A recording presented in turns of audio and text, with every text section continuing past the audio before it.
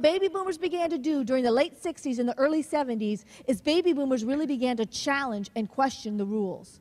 And during the late 60s and the early 70s, well, baby boomers, some of you had pharmaceutical assistants. Some of you had more than others. This is actually a picture of my two favorite baby boomers, my mom and dad. That's right, that's my dad there in the center with a flowered blouse on.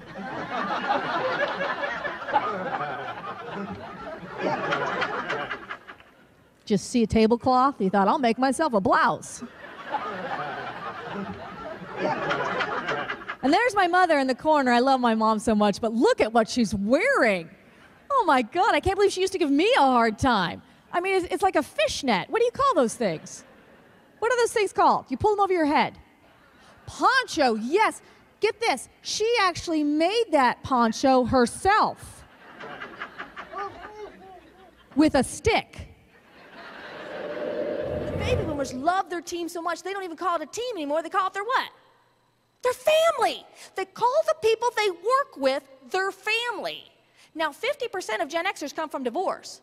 So when you say to them, we're a family here, they're just looking at you and thinking, really? We're going to spend Wednesday nights and every other weekend together?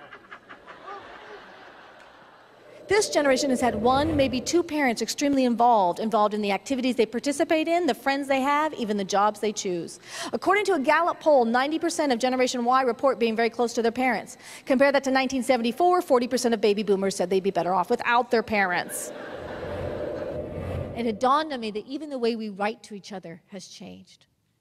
For example, if someone from the traditional generation was going to write a letter to Tom Smith, how would someone from the traditional generation start a letter to Tom Smith? Dear Mr. Smith. How would the baby boomer start that letter to Tom Smith? Dear Tom. How would the, come on, dear Tom, come up here. There we go. How would the Gen Xer start that letter to Tom Smith? Let's go with Tom, Gen Xers. How would the new millennium Generation Y person start that letter? What's up? Hey? They wouldn't even write a letter. But they may send you a text that says, I'm too hot for you. What's my point? My point is we become frustrated when Generation Y does not use the tools we used to be successful. Generational signposts make that impossible. You cannot be frustrated with Generation Y because they use a different set of tools to get the job done. They will stand right next to you and text you. And then they look at you and say, did you get my text? One, sat right there in the living room, didn't it? It was huge. And you gathered around it, a little semicircle. You watched all 4 channels?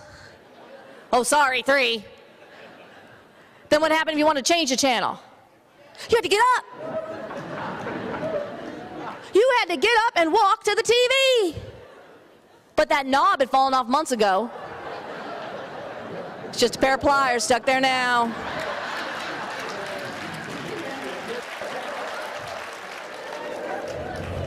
So you went from the absolute just being on the love boat, the love boat of all the fantasy island, and they moved you to a farm where you got up and baled hay. Oh my gosh, it's like the Beverly Hillbillies, but in reverse.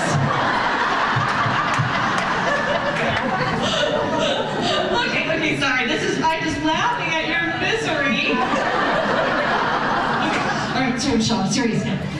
I'm just curious, do we have any Gen Yers with us in the audience today? Any Gen Yers? Oh, look at them out there. Little pod of them. I get to just stand up here and watch them ignore me. She won't notice me texting under the table as long as I maintain eye contact. Let's see, what else? Yes, right over here. What was it? They're good teachers. All right, what else? They're outdated.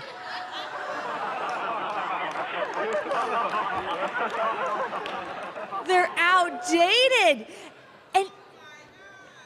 And if you ever come to them with a They're outdated, yeah. And sometimes you'd come to them with a new idea. Have you ever got a new idea, Gen Yers? You got a new idea and you come up to them and you go, hey, come here, take a look at this. I've got an idea. I think if we move this, change this, flip this, turn this, it'll be bigger, it'll be brighter, it'll be faster, our residents will love it. What do you think? Wow. And this person over here who's been here for a long time, this person looks at that and says, it won't work. No, really, I've given this some thought. Move this, change this, flip this, it'll be good. It won't work. Why won't this work? I've given this a lot of thought. Why won't it work? We tried that before. We tried this before? When did we try this before? We tried it before you were born. You know those big signs in the mall that show you where the stores are? There was a 3-year-old girl. She was standing in front of that sign, and she was taking her finger. She was placing it on the sign, and she was moving her finger across the sign, trying to manipulate the images. And when the sign didn't move, she threw herself on the ground and began to cry. But she has a different expectation. And those are your future family members of your residents. They have a different expectation of you and the way that you're going to interact and connect with them. But for the very first time in history, your young transferee knows more about something you need to know. We'll bring a brand new computer home. We'll set it on the table. We'll call our kids over. We'll point to the computer. And we'll say to our kids, okay, how do you install the parental controls?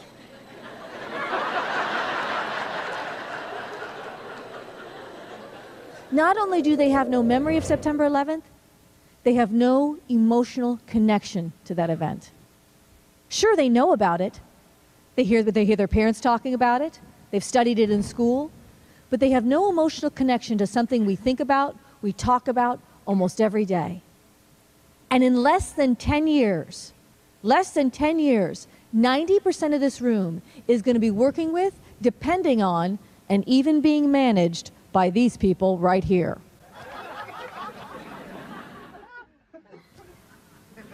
And take my word for it, for many of them, choosing to work with you at your facility, it is the biggest decision they've made in their life.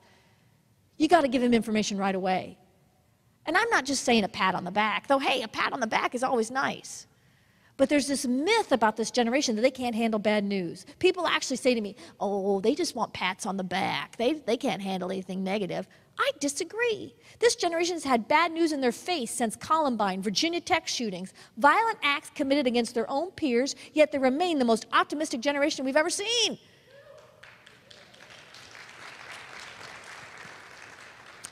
But let me tell you, they can handle bad news as long as you're part of that trusted set of advisors. If you're just one of those people that drops in once in a while to tell them what they're doing wrong, I can't imagine they feel connected to you at all.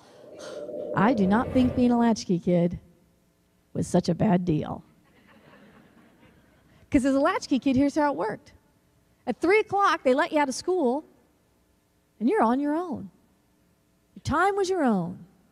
No need to rush home. There was nobody waiting for you. You sauntered on home when you felt like it.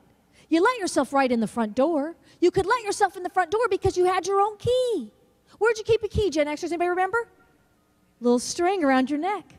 You let yourself in the front door, you walk into the house, and there sitting on the kitchen counter was a list of tasks that had been left by management.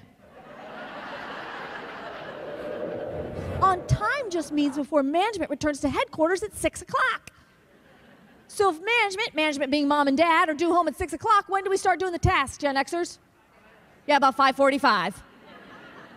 But you know what? It's up to me to decide. I can decide when to start, when to stop. I can decide how many breaks to take. And if something goes wrong, there's nobody there to help me. I got to solve the problem, move on. So Generation X has become our most independent generation. They're an independent worker, they're an independent learner. And they enter the workforce, they join you, and their attitude is, hey, tell me what you want done, give me the tools and training to do it, and then just leave me alone.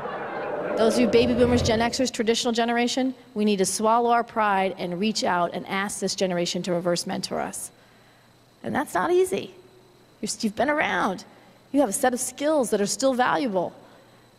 But if we really want to connect with this young transferee, with your young Gen Yers that you're working with, you've got to connect with them.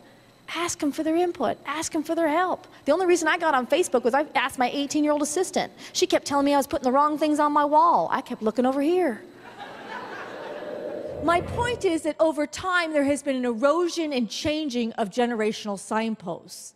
And this leads to conflict. Right now, 60% of employers report tension between the generations. 70% of older employees are dismissive of younger employee talents, and 50% of younger employees are dismissive of older employee talents. The reason being is because your generational signposts have an emotional significance to you that is absent with someone from a different generation. And that's why understanding the generations is so vital. Because the better we understand a generation, the easier it is to connect, the easier it is to collaborate, and the more successful we are communicating. Just like every generation has made great changes, this industry is going to reinvent the restaurant industry and make our world a better place. And this is your opportunity to have some say, some input, and make a difference. Thank you very much.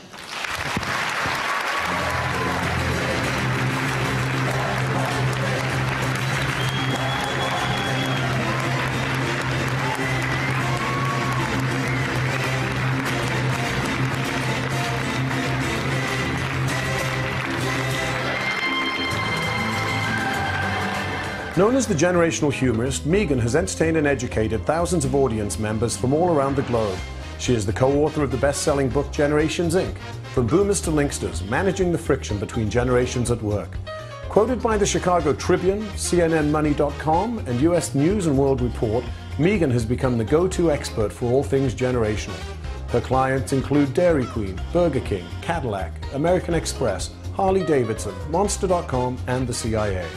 A third-generation native of Phoenix, Arizona, Meagan lives with her tall husband and 4 dogs that have a total of 15 legs. Not including the husband. You do the math.